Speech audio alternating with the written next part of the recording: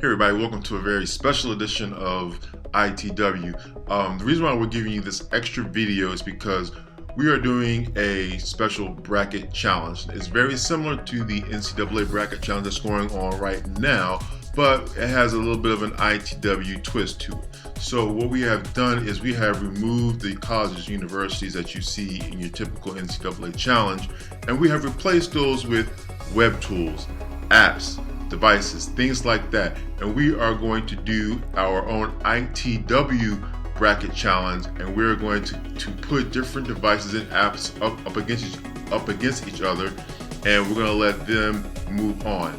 How are they going to move on? You guys are going to vote. You guys are going to decide which app, which device, which web tool, which productivity tool is going to move on. So check out this quick overview of the bracket itself.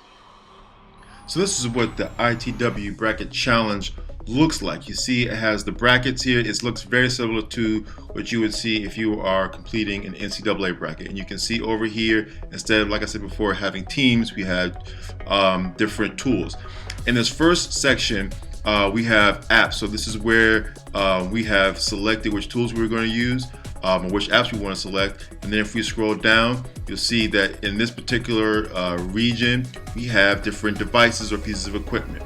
And again, the bracket is set up very similar to a normal bracket. And if we scroll over down here at the bottom, these are different productivity tools. You see the seeding. It's just like you would see in a tournament. We have, for example, Word is the #1 seed in this particular bracket, and then all these different options have seedings as well. And if you scroll up to the very last section, these are the web tools in this particular region of the bracket, again with the seating. And down here, and as you can see, as we begin choosing these options, we get to choose between one of those particular seeds and decides which one we think we should move on until we come up with a final champion. So this is the bracket that DNA as well as all the specialists have completed for this particular challenge.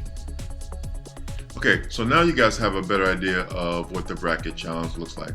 Basically, it's the same things before, except now you have instructional technology tools in the brackets instead of college teams. So the instructional technology team has completed a bracket, so we're actually having our little own competition to see who can win this particular bracket.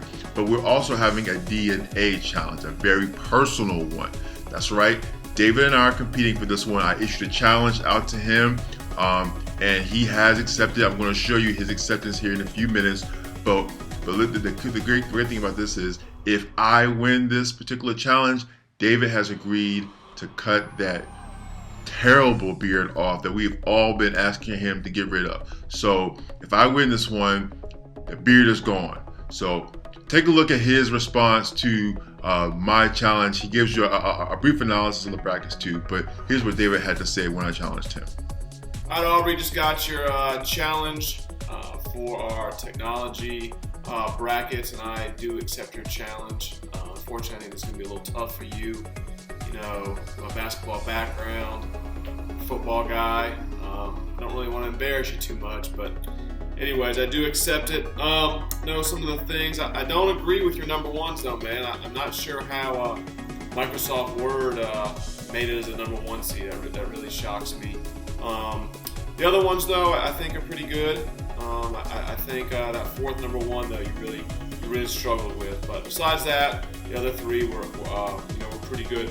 And now I'm going to go ahead and let you know who my final 4 technology bracket picks are. And in the Thompson region, I am picking Evernote, that #1 seed. I think that's a great tool for teachers to use. And that's going to go up against the device, the MacBook Air from the Jessup region. Great matchup there. I did pick the MacBook Air to win that one though. And then the other two, I have the OneDrive.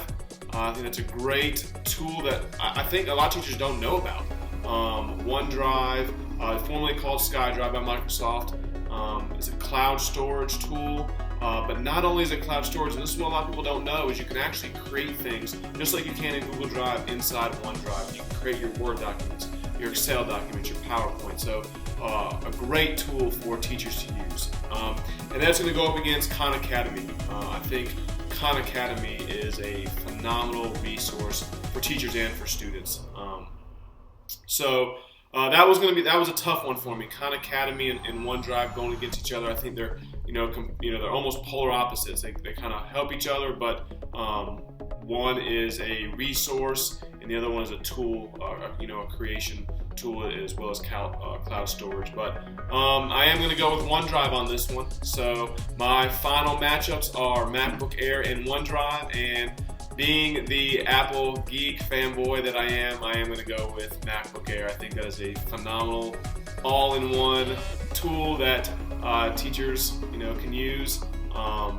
Obviously being the Apple guy I am, that's where I'm going to go. But OneDrive is a great tool that people don't know about. So either way, I wish you good luck, Aubrey.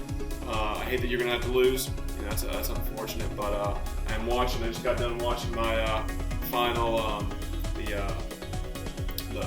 when they announced the teams of 64 or the 68, I guess, in the NCAA tournament. So excited about that. Got me thinking I need to do this video for you.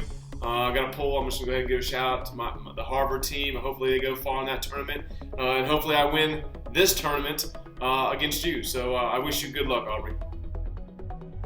So as you can see, David sounds, pretty confident, but you know what? I'm not worried about it. That beard is coming off, and I'm going to beat him in this challenge. So again, all we need you guys to do is vote. So here, what's going to happen is I have a Google form that I'm going to be sending to you guys. I'm going to be doing it through your tech contacts, but I will also have the form on our ITW page. You can get there from the iTunes U link. I'm going to put it up there in CMS Learns. So you guys just gonna go to this link and you're just gonna vote. You're just gonna select which tool you think should advance, and it could be based off of whatever criteria you want. It could be one that you're currently using in your classroom. It could be one that you would like to be using. It could be one that you're just maybe more familiar with. Maybe you just don't know much about the other one, and so you choose the one that you're more familiar with. Whatever criteria you want to assign to it, you decide which one will move on, and when you vote, we'll tally them all up, and then we will advance that particular web tool. And then the next round,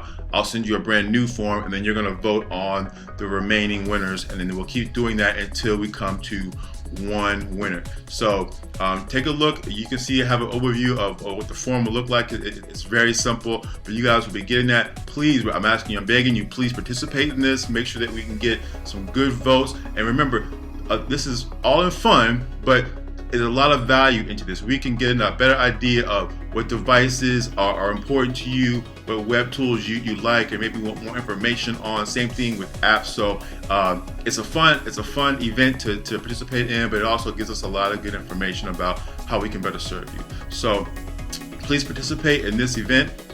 If you have any questions, any comments, again, as always, send us your emails at itw@cms.k12.nz.us, or you can tweet at us at CMS to the core. This is the ITW Bracket Challenge. Really looking forward to seeing who's going to win this, and really looking forward to your participation.